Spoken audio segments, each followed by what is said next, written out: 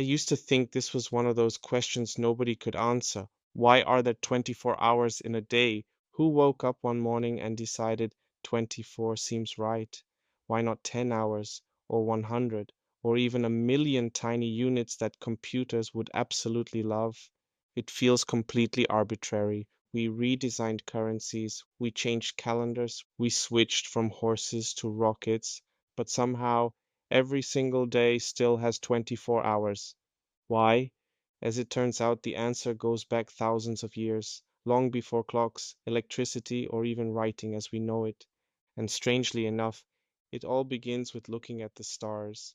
Imagine you're living in ancient Egypt over 4,000 years ago. There are no clocks, no watches, no smartphones reminding you you're already late.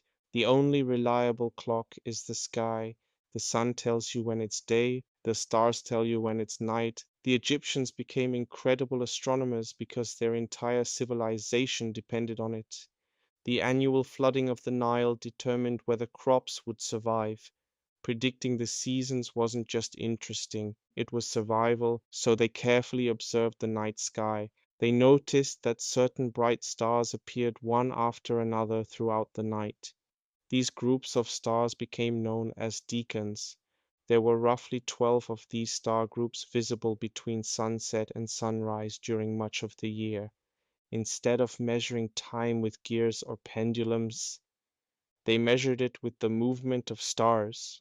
Night naturally became divided into 12 parts. But what about daytime? Well, symmetry is satisfying. If the night had 12 divisions, the day could have 12 as well. Now we have 12 parts of daylight and 12 parts of darkness. 12 plus 12, 24. Simple, except those weren't even fixed length hours. During summer, daylight lasts longer. During winter, it's shorter. So each hour stretched and shrank with the seasons. A summer hour was literally longer than a winter hour. The idea that every hour lasts exactly 60 minutes, that came much later. But this still leaves another mystery. Why divide each hour into 60 minutes? Why not 50 or 100? For that, we have to travel east to ancient Mesopotamia, home of one of history's greatest mathematical inventions. The Babylonians didn't count in base 10 like we do, they counted in base 60. At first, that sounds absurd. Why would anyone choose 60? Because 60 is an incredible number. It's divisible by 2, 3, 4, 5, 6, 10, 12, 15, 20, 30, and of course 60. Try doing that with 100 or even 10 if you're constantly dividing grain, land, time, or angles. 60 makes fractions beautifully simple. 1/2, 30, 1/3, and 20, 1/4, 15. Everything divides cleanly. Long before calculators existed, that mattered a lot.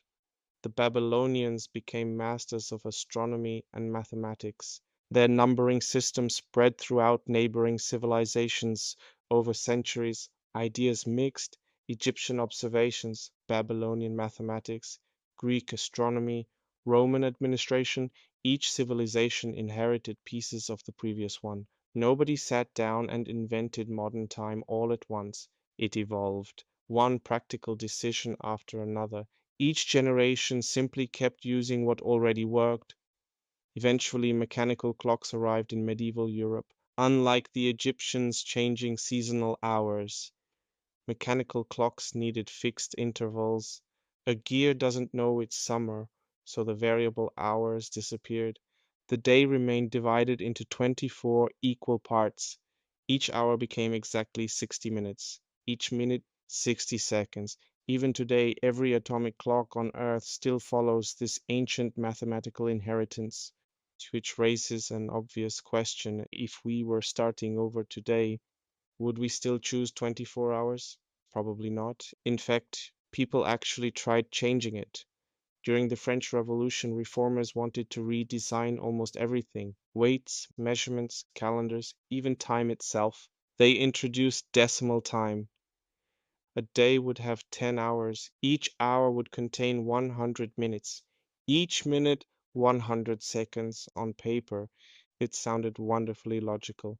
Everything matched the decimal system. Everything was mathematically clean. There was only one tiny problem. Nobody wanted it. Every clock had to change. Every schedule had to change. Every habit people had built over generations suddenly became wrong.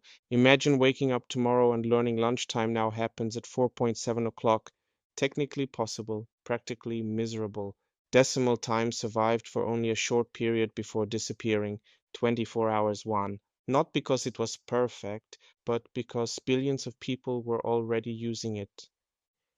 This happens more often than we realize. Many systems survive not because they're the best, but because changing them would be even harder. The keyboard you're typing on, the side of the road you drive on, the electrical outlets in your wall. Once an entire civilization agrees on a standard, that standard becomes incredibly difficult to replace. Time is perhaps the biggest example of all. So, who decided there are 24 hours in a day? No single person. The Egyptians divided the sky using the stars. The Babylonians contributed their elegant base 60 mathematics. Centuries of astronomers, engineers, and civilizations refined the system. And by the time better alternatives appeared, it was already woven into everyday life. At first glance, 24 hours feels completely arbitrary, but beneath that simple number lies thousands of years of observation, mathematics, engineering, and human history. It sounded ridiculous until now.